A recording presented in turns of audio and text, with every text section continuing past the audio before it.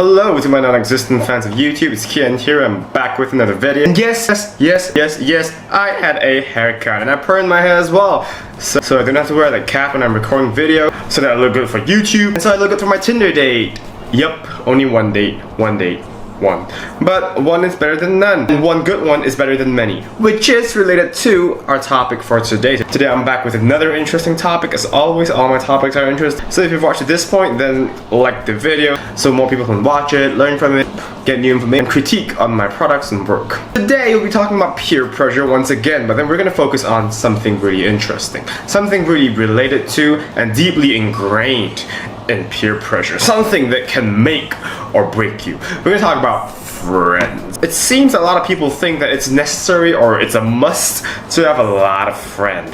If you don't have a lot of friends in school or in university or even in work life, in different aspects and context and environments in life, if you don't have a lot of people with you, or if you're not with a lot of people, then you're not the cool kids, the cool bunch, the cool people. Because you know, the cool kids, the cool people, cool individuals are the ones with lots of friends. And because of that, a lot of people actually feel really strong sense of peer pressure. They feel the need to change themselves, to alter something about themselves and their personalities so that they can fit in. And more often than not, at least in my experience or from my observation, people usually change for the worse. So it's very rare to see someone change for the better to fit into a particular group, because usually when the group is good for you, then it wouldn't be that hard to fit in, at least in my opinion, unless you're absolutely trash, like this person here who's disturbing my YouTube recording session.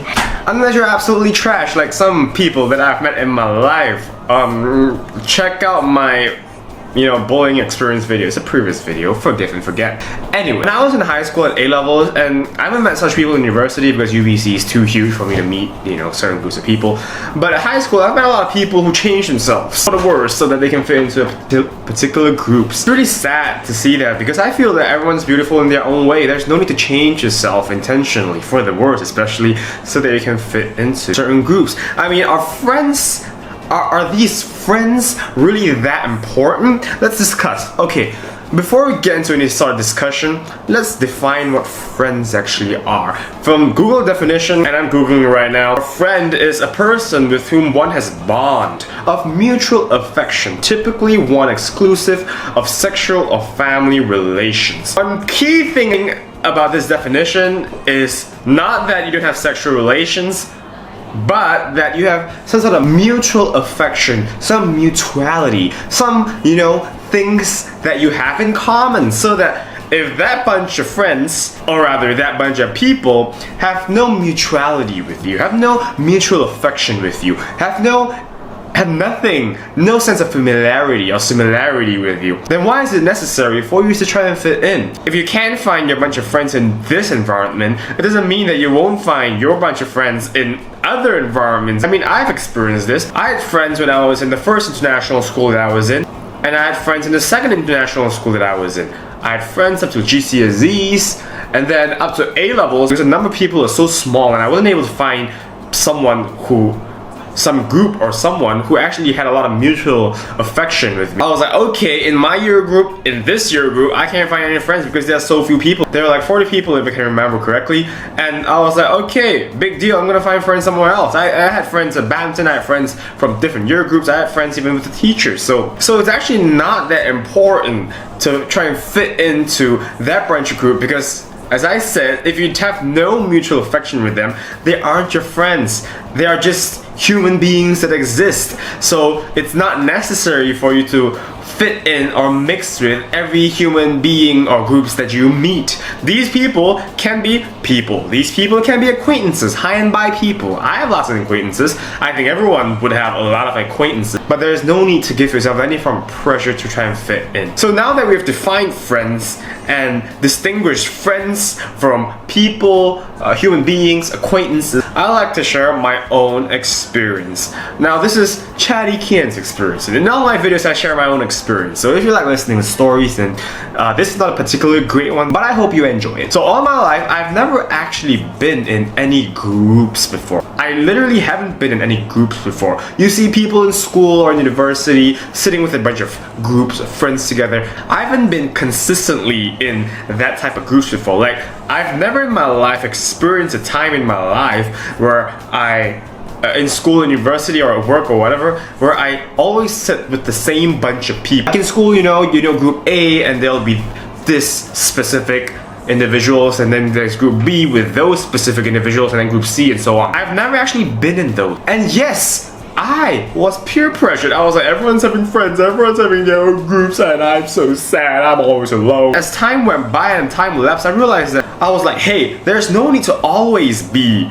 with a big group of people. Sometimes being with one person is good enough. If you can bond and properly build bonds and connection with one person, and you actually know that person genuinely, you have sincerity in there, and you two actually truly care about each other, would that not be better, or much better than having a group of people that you can chat and hee-haw and gossip with, but don't actually know each of them very well? I mean, I would prefer the former. And yes, while I did not have large bunch of groups or people, blah blah blah, I know that no man is an island, so I do have friends. I do have a few close friends that I always mix with.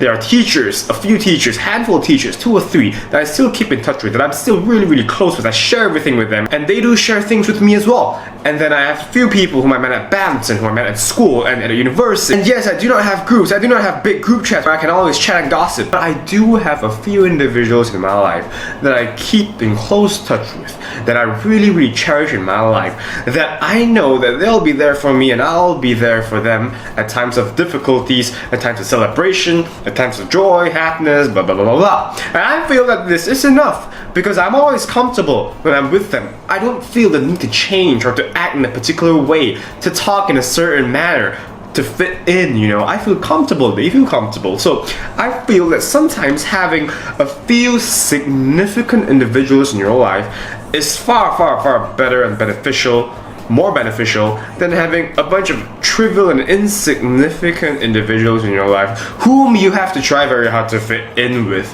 to chat with, to gossip with. Of course, I'm not saying that having few friends is necessarily better than having a lot of friends, but I dare say that having a few friends can be equally as fulfilling and comforting as having a big group of friends.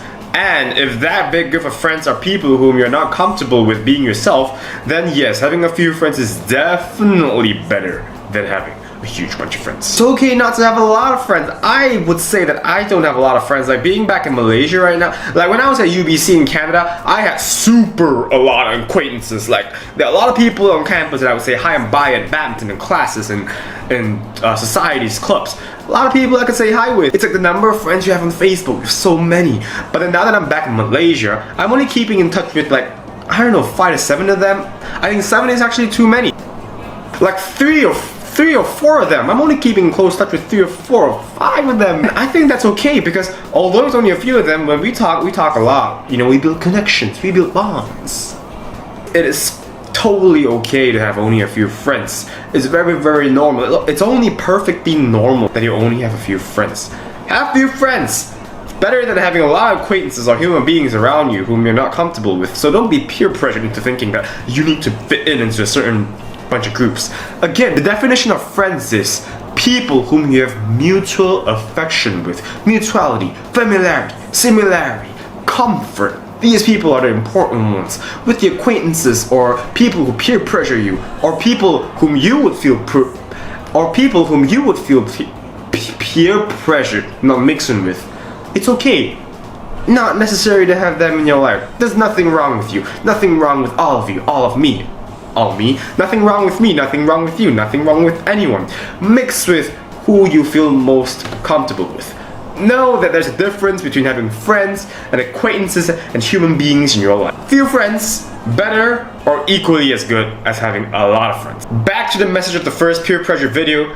Be the best version of yourself, because if you're the best version of yourself, people who have mutual affection with you will be attracted to you and you them. That's all I have to share today, and remember to like, share, subscribe, like this video, make sure more people can see it, share it with your family and friends so that more people can see it. And if you dislike it, you dislike it, you like it, you like it. If you have something to tell me or something you want to critique on, you comment, leave 1 comment, 10 comments, 100 comments, leave as many comments as you want to. I'm always very happy to receive feedback and respond to them personally and as soon as possible.